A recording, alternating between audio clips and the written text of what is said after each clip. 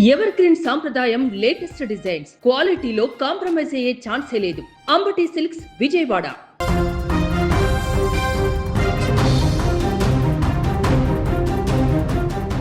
తమిళనాడు రాజకీయాలు ఇప్పుడు ఉత్కంఠభరితమైన మలుపులు తిరుగుతున్నాయి. టీవీకే అధినేత విజయ్ ముఖ్యమంత్రి అవుతారా లేదా అన్న ప్రశ్న ఇప్పుడు కేవలం వామపక్షాల నిర్ణయంపైనే ఆధారపడి ఉంది. రాష్ట్రంలో శరవేగంగా మారుతున్న పరిణామాల మధ్య కొద్దిసేపట్లో వామపక్ష పార్టీల కీలక సమావేశం జరగనుంది. ఈ భేటీలో విజయ్కు మద్దతు ఇవ్వాలా వద్దా అనే అంశంపై సిపిఐ, సిపిఎం నేతలు లోతుగా చర్చించనున్నారు. వీటికి తోడు వీసీకే కూడా వామపక్షాల బాటలోనే నడవాలని నిర్ణయించుకున్నట్లుగా తెలుస్తోంది. ఈ మూడు పార్టీల వద్ద మొత్తం 6 ఎమ్మెల్యేలు ఉన్నారు. విజయ్ మ్యాజిక్ ఫిగర్ను చేరుకోవాలంటే ఆ 6 ఎమ్మెల్యేల ఓట్లు అత్యంత కీలకం. ఒకవేళ కామ్రేడ్లు గ్రీన్ సిగ్నల్ ఇస్తే విజయ్ సీఎం కావడం లాంఛనమే అవుతుంది. అయితే ఒకవేళ వామపక్షాలు వెనక్కి తగ్గితే తమిళనాడు తదుపరి ముఖ్యమంత్రి ఎవరన్నది పెద్ద చిక్కుముడిగా మారింది. అటు డిఎంకే, ఇటు ఇతర కూటములు కూడా ఈ ఎమ్మెల్యేల మద్దతు కోసం తెర వెనుక చక్రం తిప్పుతున్నారని సమాచారం. ఈ పొలిటికల్ థ్రిల్లర్లో అసలు ఏం జరుగుతోంది అనే వివరాలను మా బ్యూరో చీఫ్ విజయ్ అందిస్తారు. విజయ్, చెప్పండి, ఇప్పుడు తమిళనాడు సీఎం ఎవరు అన్నది వామపక్షాలే డిసైడ్ చేశాయంటారా? వామపక్షాల మీటింగ్ తర్వాత విజయ్కి సపోర్ట్ చేస్తారా లేదా? ఎస్, ఇప్పుడు దీపిక, తమిళనాడు రాజకీయం మొత్తం కామ్రేడ్ చేతిలో ఉంది. అంటే వామపక్ష పార్టీలు ఇప్పుడు ప్రస్తుతం సమావేశాన్ని నిర్వహిస్తున్నాయి. సో తమిళనాడులో ఉన్నటువంటి సిపిఐ పార్టీ తమ రాష్ట్ర కార్యవర్గంతో ప్రస్తుతం సమావేశం నిర్వహిస్తుంది. అలాగే సిపిఐ పార్టీ, సిపిఎం రెండు పార్టీలు కూడా వేర్వేరుగా వాళ్ళ పార్టీ కార్యాలయాలతో, రాష్ట్ర నాయకత్వంతో, రాష్ట్ర కమిటీలతో ఈ సమావేశం ప్రస్తుతం అయితే చెన్నైలో జరుగుతుంది. ఈ సమావేశంలో విజయ్కు మద్దతు ఇవ్వాలా వద్దా? ఇప్పటికే టీవీకే పార్టీ నుంచి రెండు పార్టీలను కూడా రిక్వెస్ట్ చేయడం జరిగింది. తమకు పొత్తుకు రావాలి, తమకు మద్దతు ఇవ్వాలి, సంకీర్ణ ప్రభుత్వంలో జాయిన్ అవ్వాలి అనేటువంటి ఒక రిక్వెస్ట్ను కూడా ఇప్పటికే ఇవ్వడం జరిగింది. అయితే ఇప్పుడు విజయ్ కోరిన మేరకు ఇవాళ రెండు పార్టీలు కూడా సమావేశాన్ని నిర్వహిస్తున్నాయి. ఈ రెండు పార్టీలు తీసుకునేటువంటి నిర్ణయం, సిపిఐ, సిపిఎం అంటే రెండు కూడా కమ్యూనిస్టు పార్టీలు, వామపక్ష పార్టీలు, రెండు కూడా అనుబంధ రాజకీయ పార్టీలు. సో రెండు కూడా ఎక్కడైనా కూడా ఒకే గొడుగు కింద ఉంటాయి. కాబట్టి ఇప్పుడు ఈ రెండు పార్టీలు ఒకే నిర్ణయాన్ని తీసుకునేటువంటి అవకాశం ఉంది. అదేవిధంగా ఈ రెండు పార్టీలు వెంటనే మరొక పార్టీ కూడా తమ నిర్ణయాన్ని కొనసాగించే అవకాశం ఉంది. వీసీకే పార్టీ కూడా చెప్పడం జరిగింది. ఎస్, టీవీకే పార్టీ నుంచి తమకు ఆఫర్ రావడం జరిగింది, పొత్తులోకి ఆహ్వానించారు. సో మేము కూడా వామపక్ష పార్టీలు తీసుకునేటువంటి నిర్ణయాన్ని మేము కూడా ఫాలో అవుతాము, మేము కూడా అనుసరిస్తాము అనేటువంటి విషయాన్ని వీసీకే పార్టీ కూడా చెప్పడం జరిగింది. ఈ రెండు పార్టీలు మరికొన్ని గంటల్లో కూడా నిర్ణయాన్ని వెలువరించబోతున్నాయి. విజయ్కి సపోర్ట్ ఇవ్వాలా లేదా, విజయ్ సంకీర్ణ ప్రభుత్వంలో జాయిన్ అవ్వాలా లేదా, అదేవిధంగా ఈ రెండు పార్టీలు ఒకవేళ విజయ్కి సపోర్ట్ ఇస్తామని నిర్ణయం తీసుకుంటే వీసీకే పార్టీ ఇవాళ సాయంత్రం హై లెవెల్ మీటింగ్ని వాళ్ళ రాష్ట్ర కార్యాలయంలో కూడా పెడుతున్నటువంటి పరిస్థితి. వామపక్షాల నిర్ణయం మేరకు వీసీకే పార్టీకి కూడా అప్పుడు వాళ్ళు వెంట నడిచేటువంటి అవకాశం ఉంది. ఒకవేళ ఇప్పుడు ప్రజెంట్ ఒకసారి మ్యాజిక్ ఫిగర్ని మనం పరిశీలించినట్లయితే 118 తమిళనాడు అసెంబ్లీలో, శాసనసభలో మొత్తం 234 స్థానాలుంటే అక్కడ మ్యాజిక్ ఫిగర్ అంటే ప్రభుత్వాన్ని ఏర్పాటు చేయడానికి అవసరమైనటువంటి సంఖ్య 118. ఇప్పుడు విజయ్ పార్టీ దగ్గర టీవీకే పార్టీ గెలుచుకున్నటువంటి స్థానాలు 108. 108లో ఇప్పటికే విజయ్ 2 చోట్ల పోటీ చేశాడు. కాబట్టి ఒక చోట అంటే తిరుచికి సంబంధించిన ఈస్ట్ కాన్స్టిట్యున్సీ నుంచి ఆయన రాజీనామా చేశారు. కాబట్టి చెన్నై నగరంలో ఉన్నటువంటి పెరంబూర్కి సంబంధించిన నియోజకవర్గంలో ఆయన ఎమ్మెల్యేగా కొనసాగుతున్నారు. కాబట్టి సో ఇప్పుడు ఆ స్థానం ఖాళీ అయింది. కాబట్టి 108 నుంచి విజయ్ పార్టీకి ఉన్నటువంటి ఎమ్మెల్యేల సంఖ్య 107కు చేరుకుంది. సో దాన్ని పరిగణలోకి తీసుకొని ఒక సీటు ఖాళీ ఉంది. కాబట్టి 234 నుంచి 233కి అసెంబ్లీ స్థానాల సంఖ్య చేరుతుంది. కాబట్టి ఒకవేళ ఓటింగ్ జరిగితే 118 నుంచి 117 మ్యాజిక్ ఫిగర్ వచ్చినట్లయితే అప్పుడు విజయ్ దగ్గర ఉన్నటువంటి 107 ఇప్పటికే కాంగ్రెస్ పార్టీ సపోర్ట్ చేసింది. కాబట్టి కాంగ్రెస్ పార్టీ దగ్గర ఉన్నటువంటి 5 స్థానాలను కలుపుకుంటే మొత్తం ఇప్పుడు విజయ్ ప్లస్ కాంగ్రెస్ని కలుపుకుంటే 107 + 5 అంటే 112 స్థానాలు ఇప్పుడు విజయ్ కూటమిలో ఉన్నటువంటి పరిస్థితి. అయితే ఇక మ్యాజిక్ ఫిగర్కి అవసరమైనటువంటి 5 స్థానాలైనా లేదు, ఒకవేళ మనకి ప్రొటెం స్పీకర్ ఎవరైతే ఉంటారో ఆ స్థానాన్ని పక్కన పెట్టినా కూడా ప్రొటెం స్పీకర్ కూడా విజయ్కి సంబంధించినటువంటి పార్టీ వ్యక్తులే వస్తారు. కాబట్టి ఎందుకంటే లార్జెస్ట్ పార్టీగా విజయ్ సంబంధించిన పార్టీ వ్యక్తులు పార్టీ ఉంది కాబట్టి సో ప్రొటెం స్పీకర్ ఓటు తీసేసినా కూడా అప్పుడు ఖచ్చితంగా విజయ్కు మరొక 6 స్థానాలు అవసరం ఉంటుంది. అప్పుడు 6 స్థానాలంటే ఇవాళ జరగబోతున్నటువంటి ఈ 3 పార్టీల దగ్గర 6 స్థానాలు ఉన్నాయి. సిపిఐ దగ్గర 2 స్థానాలు ఉన్నాయి, సిపిఎం దగ్గర 2 స్థానాలు ఉన్నాయి, వీసీకే పార్టీ దగ్గర 2 స్థానాలు ఉన్నాయి. ఒకవేళ ఈ 3 పార్టీలు కానీ ఇవాళ నిర్ణయం తీసుకొని విజయ్కి సపోర్ట్ చేస్తామని కానీ ప్రకటిస్తే ఇక విజయ్ సీఎం కావడం తథ్యం. విజయ్ సీఎం కావడాన్ని ఇంకెవరు కూడా ఆపలేరు. డిఎంకే కలిసినా, అన్నా డిఎంకే కలిసినా, బీజేపీ పైన నుంచి ఎంత ఒత్తిడి తీసుకొచ్చి గవర్నర్ ద్వారా విజయ్ని సీఎం చేయడానికి అడ్డుకున్నా కూడా సో ఆబ్వియస్లీ ఇక్కడ మెజారిటీ క్లియర్ కట్గా ఉంటుంది. కాబట్టి ఆ పార్టీలకు సంబంధించినటువంటి లేఖలు ఒకవేళ విజయ్కి అందజేస్తే, కాంగ్రెస్ పార్టీ ఏ విధంగా లేఖను అందజేసిందో విజయ్కి సపోర్ట్ చేస్తున్నాము, తమ మద్దతు విజయ్కి అంటూ ఆ పార్టీకి సంబంధించినటువంటి నాయకత్వం ఒక లెటర్ని అఫీషియల్గా రిలీజ్ చేసిందో, అదేవిధంగా CPI party, CPM party, VCK party 3 పార్టీలు కూడా అదేవిధంగా లెటర్లను రిలీజ్ చేస్తే ఆ లెటర్లను తీసుకెళ్లి విజయ్ గవర్నర్కి సమర్పిస్తే ఇక విజయ్ ప్రమాణ స్వీకారం చేయడం, విజయ్ సీఎం సీట్లోకి రావడం అనేది ఇక ఎవరు కూడా ఆపలేనటువంటి పరిస్థితి. కాబట్టి ఇప్పుడు విజయ్ ఇటు సిపిఐ, సిపిఎం, వీసీకే సమావేశంలో విజయ్కు మద్దతు విషయంలో ఎలాంటి చర్చ జరిగే అవకాశం ఉంది? సిపిఐ అయితే మాత్రం సూచనప్రాయంగా సిపిఐకి సంబంధించినటువంటి నాయకులు మాట్లాడుతున్నటువంటి తీరు ఇవన్నీ కూడా చూస్తే విజయ్కి అనుకూలంగానే ప్రస్తుతం ఉన్నట్టుగా తెలుస్తుంది. ఎందుకంటే కాంగ్రెస్ పార్టీ, సిపిఐ, సిపిఎం ఇవన్నీ కూడా ఇప్పటికే జాతీయ స్థాయిలో కూటమిలో ఉన్నాయి, ఇండియా కూటమిలో ఉన్నాయి. అదేవిధంగా ఆల్రెడీ తమిళనాడులో కలిసి పోటీ చేసినటువంటి కూటమిగా ఉన్న ఎస్పీఏ కూటమిలో కూడా వామపక్ష పార్టీలు సిపిఐ, సిపిఎం, అలాగే వీసీకే పార్టీ, కాంగ్రెస్ పార్టీ ఇవన్నీ కూడా డిఎంకేతో కలిసి ఆల్రెడీ పోటీ చేశాయి.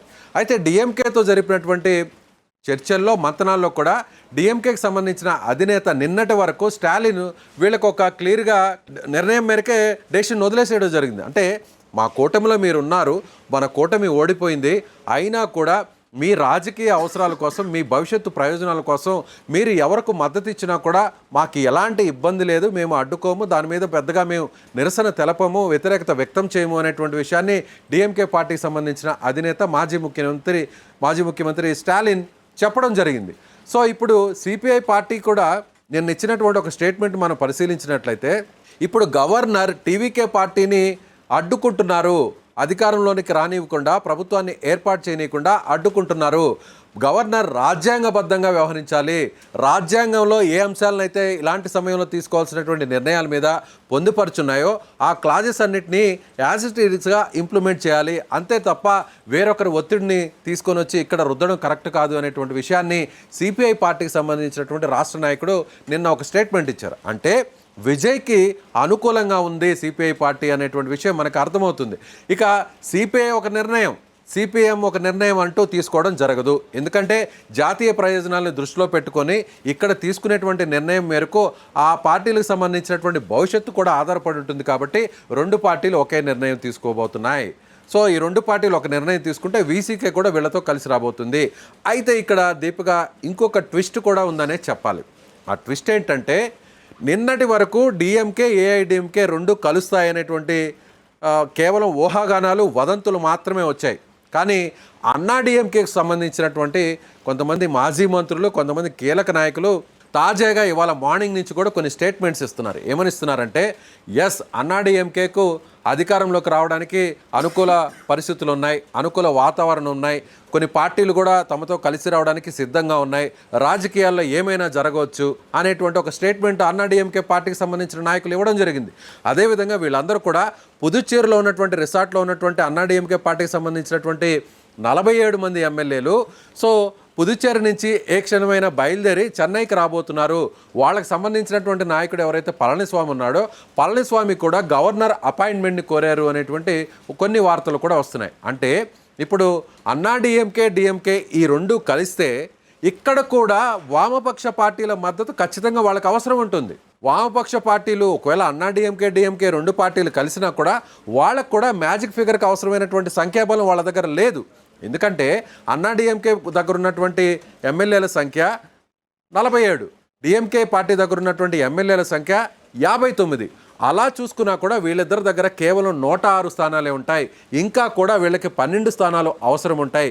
12 స్థానాల్లో 6 స్థానాలు వామపక్ష పార్టీల దగ్గర ఉన్నాయి. కాబట్టి సో వీళ్ళ మద్దతుతో పాటుగా పిఎంకే పార్టీ దగ్గర 4 స్థానాలు, అలాగే మిగిలినటువంటి చిన్న పార్టీల దగ్గర ఒక్కొక్క పార్టీ దగ్గర ఒక్కొక్క స్థానం ఉంది. కాబట్టి ఇలా అందరినీ కలుపుకుంటే తప్ప అన్నా డిఎంకే ప్రభుత్వాన్ని ఏర్పాటు చేసేటువంటి పరిస్థితి లేదు.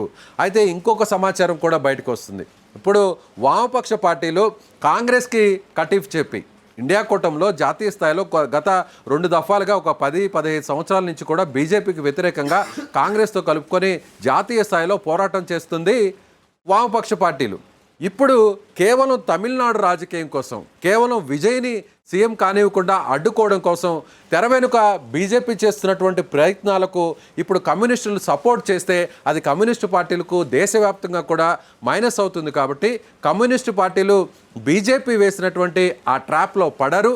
కాబట్టి కాంగ్రెస్తో కలిసి ఇప్పుడు విజయ్కి మద్దతు ఇవ్వడానికి కమ్యూనిస్టు పార్టీలు మెజారిటీగా నిర్ణయం తీసుకునేటువంటి అవకాశం ఉంది. కాబట్టి సో విజయ్ ముఖ్యమంత్రి కావడానికి కమ్యూనిస్టు పార్టీలు అనుకూలంగా నిర్ణయం తీసుకోబోతున్నారు అనేది ఇప్పుడు ప్రస్తుతం వస్తున్నటువంటి సమాచారం. కానీ అక్కడ లోకల్ నాయకత్వం వాళ్ళకి ఇచ్చేటువంటి ఆఫర్లు, వాళ్ళకి ఇచ్చేటువంటి తాయిలాలు, వాళ్ళకి ఇవ్వబోతున్నటువంటి మంత్రి పదవులు, ఇవన్నీ కూడా అక్కడ బేరసారాలు జరిగేటువంటి అవకాశం ఉంది.